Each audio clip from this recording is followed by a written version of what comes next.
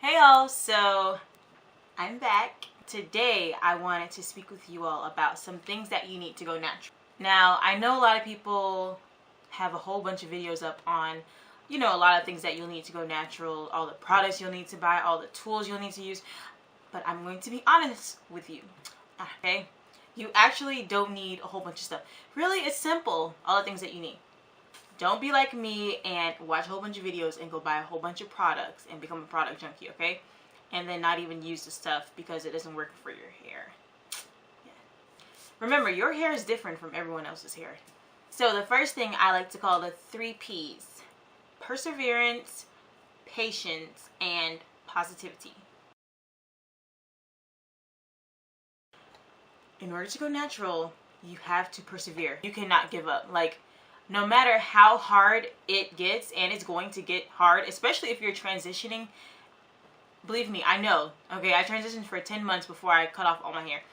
Excuse me, all of the perm ends. And I know it's not easy to continue transitioning to natural hair because, especially when you're dealing with 2 different textures, but I guarantee you, it's worth the process. It's worth the journey.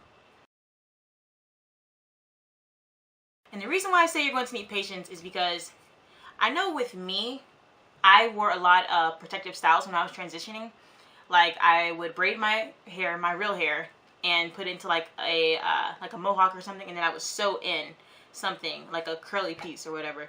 Or I would wear plaits, I would wear box braids, rope twists, and I do my own hair myself. So, it was pretty easy and convenient for me.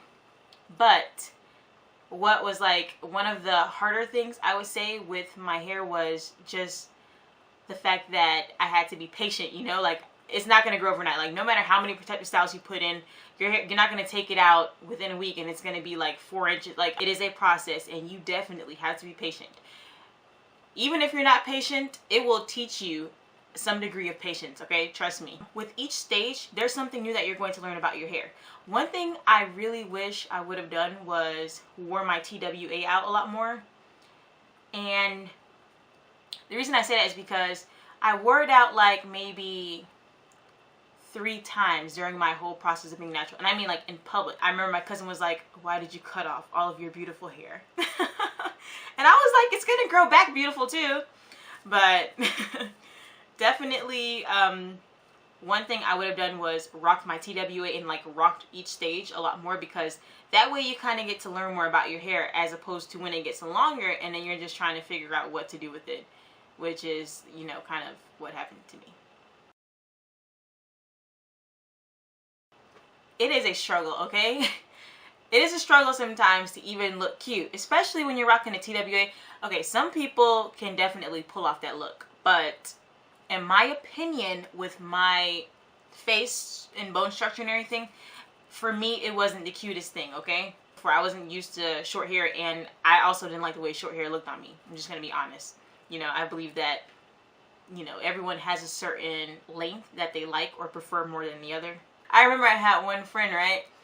I was like, girl, I stay watching YouTube videos because if I don't, like, I don't, it seems like I don't have anyone to encourage me. And she was like, well, good. I'm glad you continue to watch those videos because you sure wasn't going to get any encouragement from me. You know who you are. Watch videos. And one thing I was actually looking for, like, I remember actually searching YouTube for positive, like, natural hair videos, for encouragement with natural hair. So I didn't find too many.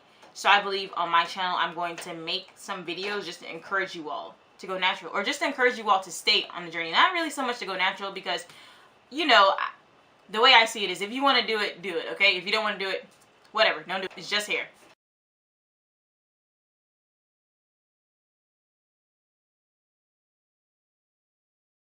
Figure out what works best for you when it comes to detangling your hair. For some people, it's a wide tooth comb, okay? I have one even wider than this, but this is a simple shower comb that I got from Sally's, and it definitely works wonders when I'm in the shower and my hair is wet and I'm running it under the water and actually detangling it. This definitely is great. For other people, they like to use this little number, okay? This here is a dimming brush. Of course, I modified it by taking out some of the rows, but this works like a charm on my mother's permed hair, okay? Not so much on my hair. The method that I actually love the most is using my fingers. I love using my fingers to detangle my hair because I can just run it through and I can feel where the knots are and I can just, you know, easily separate them. I do that 100% of the time before I wash my hair. My fingers are my best friends when it comes to detangling my hair. Hot! Now, for some of you that don't know what the hair porosity test is, I can definitely put a link below to where I found out about the hair porosity test. And I'm sure there's videos on YouTube about it. The hair porosity test though is excellent because with this test you can basically see how much moisture your hair is really receiving. When you know how your hair retains water and how much water your hair is allowing to come into the hair shaft itself, into the hair cuticle, which is what moisturizes your hair, or excuse me, which is what moisturizing is, you will save a lot of pain and heartache in the future as far as products goes, because you won't be wasting your time and wasting your money on things that don't work for you, because you'll know what works for you when you do this test. And for those of you that are wondering, I have low porosity currently. Water is your best friend. And the reason why I'm holding this spray bottle is because I use this on my hair. This, if it were not for this spray bottle, filled with water, I'm telling you, I don't know where my hair would be today.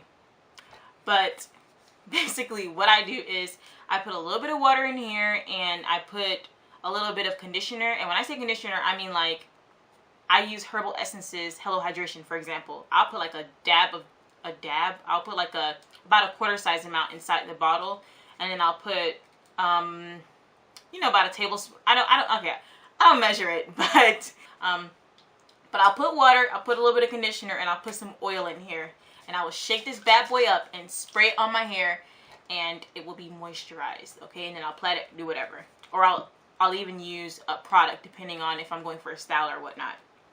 If you're worried about your hair shrinking up and you don't want to moisturize your hair because you just stretch it out and it's really dry and you don't want it to shrink up, go ahead and, you know, moisturize it, spray this on there, and then just band it. Like put it in a ponytail or something, or put a few hair bands on it to keep it stretched out, because it's important to moisturize your hair, okay? I don't care what hairstyle you're trying to salvage.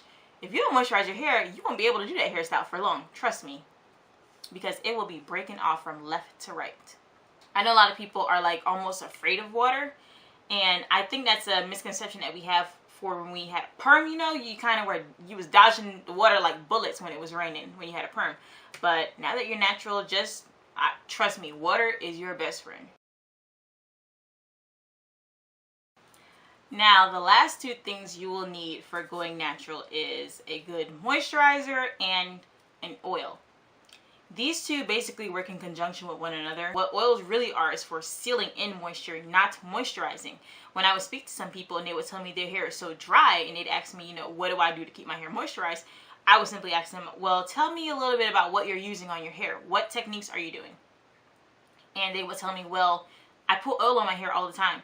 And I'm like, oh, do you put water first? Or they're like, no, I just put a lot of oil on my hair.